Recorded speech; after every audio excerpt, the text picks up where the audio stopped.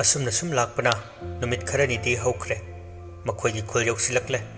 मखोइने हेक खुल अदु खोंग हेक थांजिलक्पदा खंगहौदना असाब नुंसितकी साहुम अकनबमा फाउरई हेनरीना कई नुंसिनो हे अखोइने हेक खोंग थांजिलक्पगा तौरईसिना जेम्स तपना फिबम याम सोख्रे खुलसिदी फत्तबा थावाई कयाना खुलसिगी अकोइबदा नैदुना लेख्रे अदुबु हौजिक आयुक नुंथिल ओइबना करिसु तौदबनी हेनरीना कइनु हाइरिसिबो नंगदि कमाइन खंगिबा अखोइसु माइबा तमिबनी नंगोंद नतना केमता फाउदेना जोनीसु याउना अदुने केमतासु फाउदे उदे मिट उसिलसु जेम्सना मसी याम लुबने नखोइना खल्लिबा लाइरोन खरा चिंद पुरगा मी खरा सेंबा हेरगा बुट खरा सानरगा हेक्ता यारेना खनबदु लानगनी आई खोइना मियोइबा सिंगदगी खंबा हेनगे हाइरबदी यामना पुकनिंग चंगबा अमा दरकार ओय वखल लेताना खनबसु मरु ओय नखोइना थौसादबदै पुकनिंग चंगना थमोइगा वखलगा इंथना खलदी पुमनमक उबंगमगनी हेनरी ममितु चेन उसिली अदुगा स्वर असांग होंदोई अमुक फाजिनुना मपुकनिंगना सिंसिलै अदुबु करिगुंबा खरदी उबु फंगले अदु उबदा मसादु पाखच्चै मखोई पंथव तौदना लाक्ली जोनी खोइगी खुल ओइबना मखोई जोनी खोइगी युमदा हाना चंगई अदुबु सुमांग थेलोंग कदु नापी सिंगनांगना वाई चाइरमले युमदु कोइचाइ चाइदुना लेरमी अदुगा थोंग अदुसु सोलोलगा लेरमी जोनी ममा खोइबु कौजरई युमदुगी अकोइबा अदुबुसु यंगजरई हेक उबदा खंगी युमसी ngasi ngarangdagi mi leitaba yum nate haiba si जोनी मसादु पाखना इमाग बाबागदु मखोइन हाटपिख्रजाला नत्रगा मफम कायदा चखरबा हेनरीना अखोइन मतम खरा लेतबसिदा करिन थोक्लमिबा मयामसे जेम्स मान ममितु उसिंदुनि येंगबदा करिगुंबा खरा खंबा ngami खुलसिदा लेरिबा मी पुमनमक अवाफमदा तारे अमत्ता लेबा ngamdanawa सिनख्रे अदुबु अखोइना नंगी इमुंगसिदा करी थोख्रे हाइना हेक्ता येंगबदा उबा फंगदे मरमदी याम हैना खुल आसिबु अमुबा माइखुमना कुपतुना थमख्रे उदनवा जेम्स ते हेना मबुकनिंग चंगबा खंगबा खोटबा हैबा हेनबना मरम ओइरगा मयामसी हाइरिबनी अदुगा लुरिबदी मुक्ता खोइगी महैना कनबना पुमनमक अमत्त ओहंदना अमंब ओइना थमली असुमना मखोइसु सुम लाकपदा खुलदु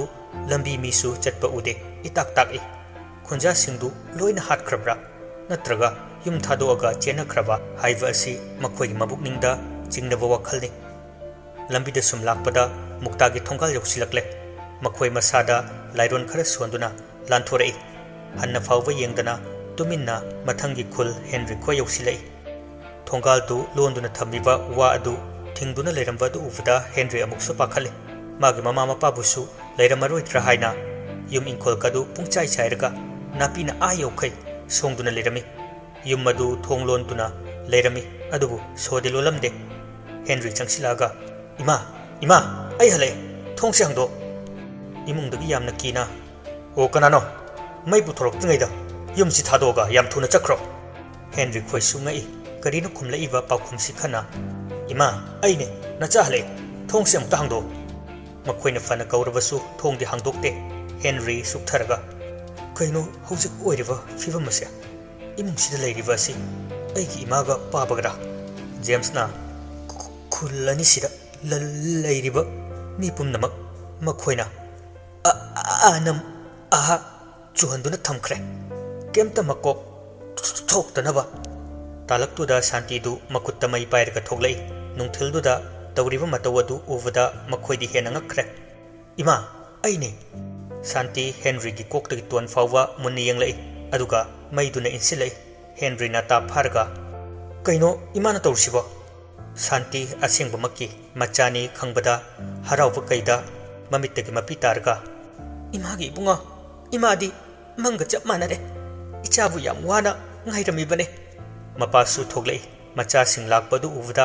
यामना हराउजे Henry James पुसु सक्तागलै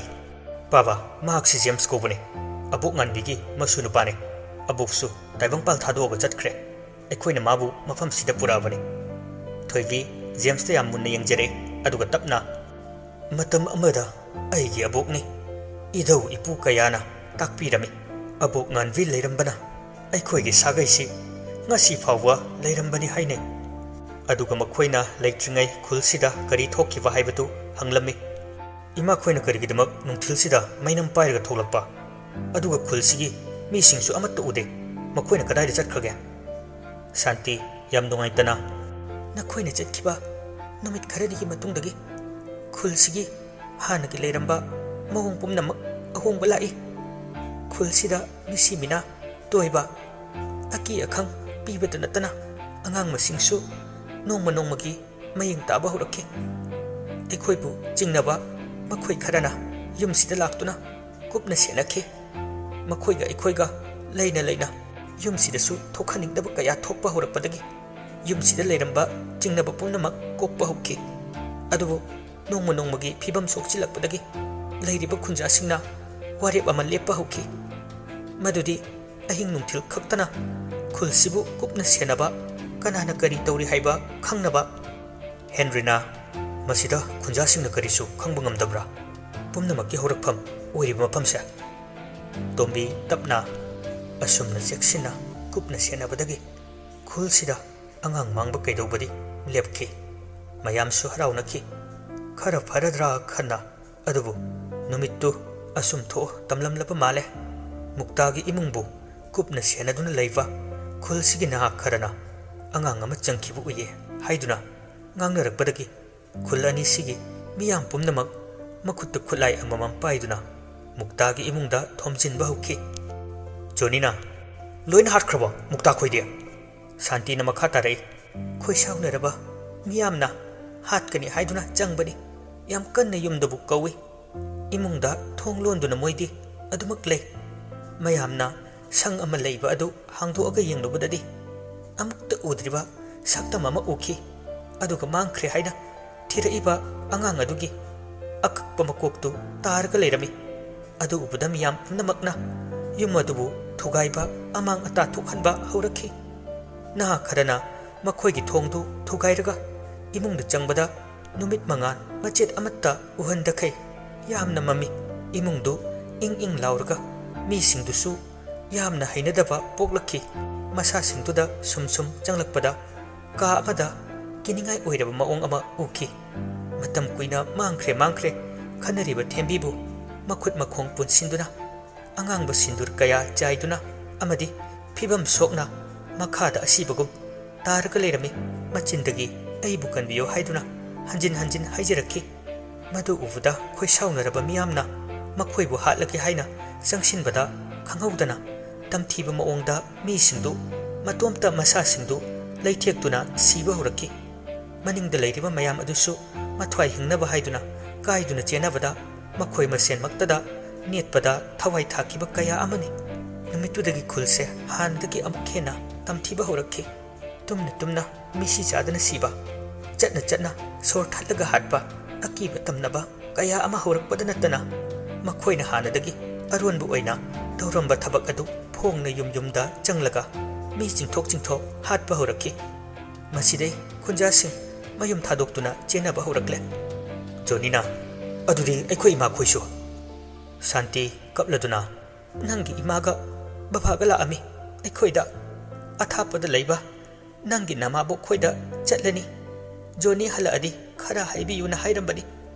aikhoisu kayarak yumse thado aga chatla sirak khanbani adubu icha sing lakhini haibagi asada ngasi phauba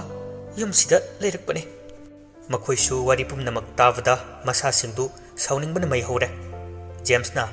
hena matam sangi khai makhoigi mapangal kanba helakani aduna aikhoi athubida makhoi bulo sinaba tausi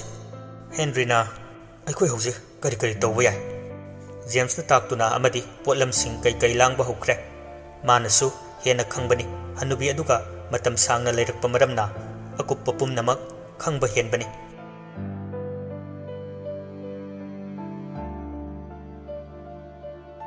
असुमना मतमसु हौकिवना नुमिदांगी मतम ओइसिलकले Henry खोइदु करिगुम्बा मा सेमदुना लेरी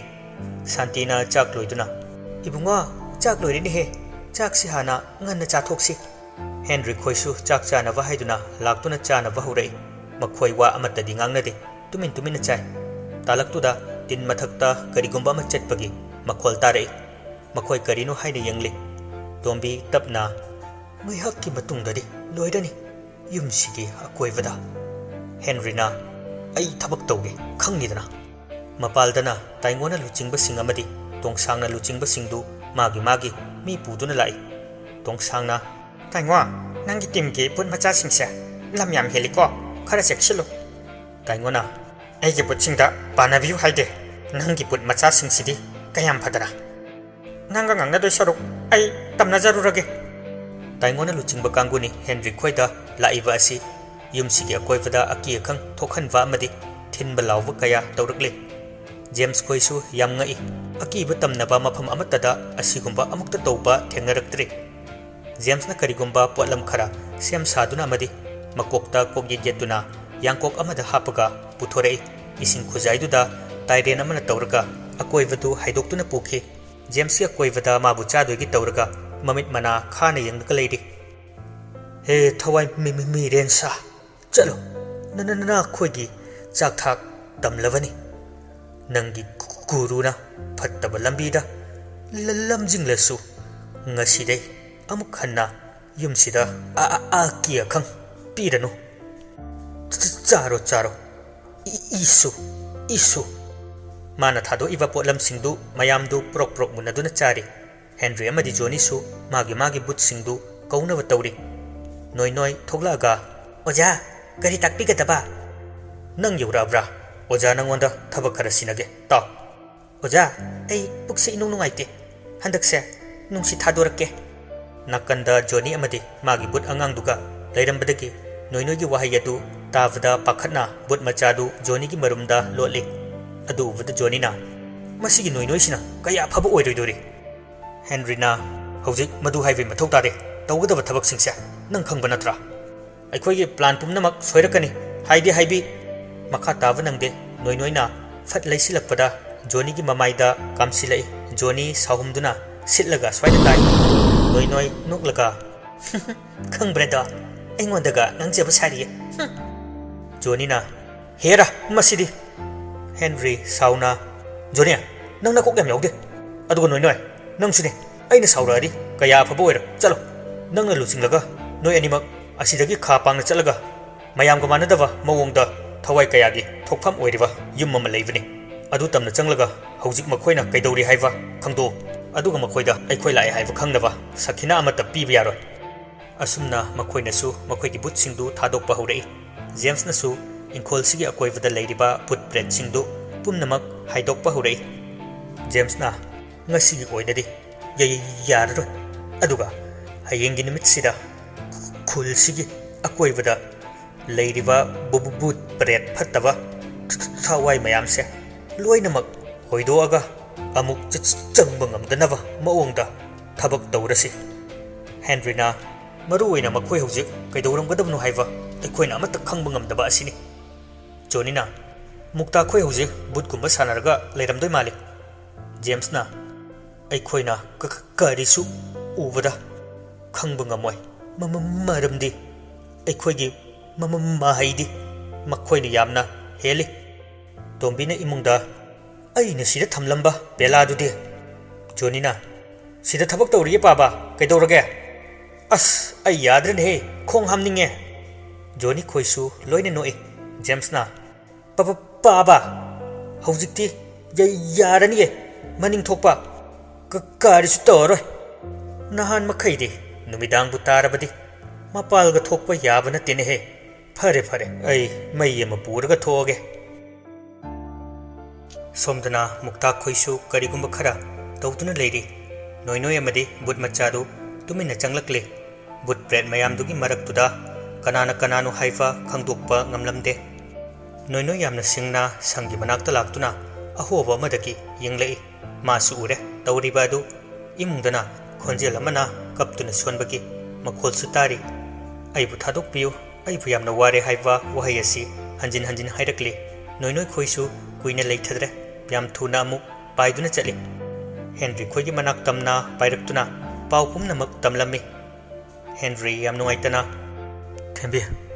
nang bu karamna lelibage khangna una ai karisu tawbu ngamdre oh tolidako Henry gi mapokse James na hojikti ikhogisu tanja ngai batai hekta ai khoina asi ngamina utkradi makhoina pangal sakti henbanina ai khoibu mikupta maithiba pigani Henry na ai khoi kayam khoina hojik khangduna legani madugi matamsu lakani soidana magi akoibada leiriba pangal sakti oiriba singase hana fajana hoijinba ama darkar oi masina aikoina magi mayukta kharada oirasu maithiba piba ngamgani makhoisu khangle ure sanava heire haiduna hekta thabaktu changsindre tanja ngaidun leire makhoigi numittumasu asumna haukhirami mathangi numitni Henry khoina songleva somang mangol ingkhol kadu loina sengdoktuna leiringai tombidu pakhatna hathu yumlomda chensilei matau adu ubada Henry khoisu pakhatna baba kaido yauroge kanan tanarino tombidu sor thabet holaga aina tumina haifet yengubani yumdudane nupi macha amakhak pusinki aduga aise haifet ukhibagum tawi makhoido aikhoiromda laktobu mali Henry makutta pairiva yotpaktu chena pai aduga maya chiklaga oiningbu oisanu mayok nagani ngasiri tombi pakhatna natte ibungo mukta ajamba mi natte James na hojik adugi mama tabtate aikhoi leikhre haiba hek khangkhibada mama hakna aikhoina tawgadaba pumnama thugaiduna mana hena phafataba tawba hengalakani aduna imungda aikoi lotsi mana mahai tawduna leibadasu udunaba aikhoisu pirena ngauba aduna khummaga leisi makhoisu yam thuna imungda changlai James na phi angauba ama puthorai aduga lairon sonduna makhoi leikhre maramdi mukta achamba mi nate tarai hekta tawroi magi mantra sakti sijinaduna yenglakani ngai hakki tungdani mukta magi phatraba mi khara puduna yumduna changlai tombidu mangolda leplambadagi makhoi uvda yam kijare kari tawrakadaba khanna mukta tombibu munne yenglaga yumsida mi kana lai minau changlakpa lei tombi pakhatna leiteni ibungu mukta kana laktawrige khulsida mukta akoibadu sum yenglai aduga sumang maton oirapna ingkhol mayaduda yot amadi thang ta duna leivadu ubada yamunne yenglai tombi chingna khiva tare khana pakhatna changsinduna yotu tapai aduga khara tawi aina tawrambani hojikta thang sisu aina haidatlambani imungdagi shanti thoglai ibunga ising haibado karino shanti pakhatpana mana puthora iwa ising khujaidu makhada takhi tasengna khangdabani mukta khoi lei haiba aduga Henry khoida imungda lotli haiba sisu ma amata khanglamde tombina haima aina ising puthoro hairaga haido abrane nang shanti pakhatna tawriva mataw aduda mukta chingnarai mana mityeng sana yengla abasu mi leiba udabaduda hayeng ta tombi ai mi tharakani lawba lakpa hayeng asi aigi lai khurumgadaba amalai tombi pakhatna ai khoige amuk thungla abra mukta noklaga tapna pumnamak thungnida asi hairaga mukta du magi khongburoi singduga chatkre Henry khoisu thoglai sauningna yenglaga ngasi nangna nakhau pungna hairamiba nachinna reido aigi khutta kenba soidrabani tombi thawai wana hayeng asi aibu lao hairi masi kamdau dawri mana khulla sida tawrisibu karino James na chatkadabani paba aikhoina sinaba adu khakta ꯇꯧꯒꯗꯕꯅꯤ ꯉꯁꯤꯒꯤ ꯅꯨꯃꯤꯠꯇ ꯑꯩꯈꯣꯏ ꯑꯍꯨꯝꯅ ꯈꯨꯜꯁꯤꯗ ꯂꯩꯔꯤꯕ ꯐꯠꯇ꯭ꯔꯕ ꯄꯨꯝꯅꯃꯛ ꯍꯣꯏꯗꯣꯛꯀꯗꯕꯅꯤ Henry ꯅꯪꯅ ꯃꯈꯥ ꯄꯥꯡꯅ ꯑꯗꯨꯒ ꯖꯣꯅꯤ ꯅꯪꯅ ꯑꯋꯥꯡ ꯄꯥꯡꯅ ꯑꯩꯅ ꯅꯣꯡꯄꯣꯛ ꯅꯣꯡꯆꯨꯞꯁꯤꯗ ꯇꯧꯔꯛꯀꯗꯕꯅꯤ ꯆꯦꯡ ꯊꯣꯏꯗ꯭ꯔꯤꯡ ꯀꯩꯁꯤꯡꯗꯣ ꯂꯥꯡꯉꯨ ꯁꯥꯟꯇꯤꯅ ꯆꯦꯡ ꯐꯧꯁꯨ ꯂꯩꯇ꯭ꯔꯦ ꯀꯝꯗꯧꯅꯤ ꯁꯤꯗꯤ ꯑꯩꯈꯣꯏꯅ ꯍꯦꯛ ꯂꯧꯐꯝ ꯑꯋꯥꯡ ꯆꯥꯎꯕꯤ ꯈꯣꯏꯗꯨꯁꯨ ꯅꯣꯡꯃ ꯅꯤꯅꯤꯁꯤꯗ ꯆꯪꯂꯛꯀꯅꯨ ꯍꯥꯏꯔꯤ ꯖꯣꯅꯤꯅ ꯏꯃꯥ ꯑꯩꯈꯣꯏꯗ ꯂꯩꯔꯤꯕ ꯐꯧ ꯆꯦꯡꯁꯤꯡꯗꯨ ꯁꯤꯗ ꯑꯣꯏꯅ ꯄꯨꯂꯞ ꯍꯣꯜꯂꯛꯑꯁꯤ ꯆꯥꯅꯕ ꯍꯦꯟꯔꯤꯅ ꯍꯧꯖꯤꯛꯄꯨ ꯀꯝꯗꯧꯅ ꯆꯦꯡ ꯐꯧ ꯂꯧꯗꯧꯔꯤꯒꯦ ꯃꯗꯨ ꯌꯥꯔꯣꯏ ꯄꯥꯕꯅ ꯈꯔ ꯂꯧꯍꯜꯂꯨꯔꯁꯤ ꯍꯣꯔꯦꯟꯒꯤ ꯂꯩꯇꯕ ꯌꯥꯔꯣꯏ ꯆꯥꯕ ꯆꯥꯗꯕꯗꯨꯅ ꯑꯃꯅꯤ ꯑꯗꯨꯝꯅ ꯖꯣꯅꯤ ꯈꯣꯏꯗ ꯇꯣꯝꯕꯤꯕꯨ ꯊꯥꯗꯨꯅ ꯐꯧ ꯕꯣꯔꯥ ꯑꯃ ꯏꯟꯗꯨꯅ ꯄꯨꯔꯛꯂꯤ ꯁꯥꯟꯇꯤꯅ ꯐꯧ ꯑꯗꯨꯕꯨ ꯌꯥꯝ ꯀꯟꯅ ꯁꯨꯗꯨꯅ ꯃꯈꯣꯏ ꯁꯦꯝ ꯁꯥꯗꯨꯅ ꯂꯩꯔꯦ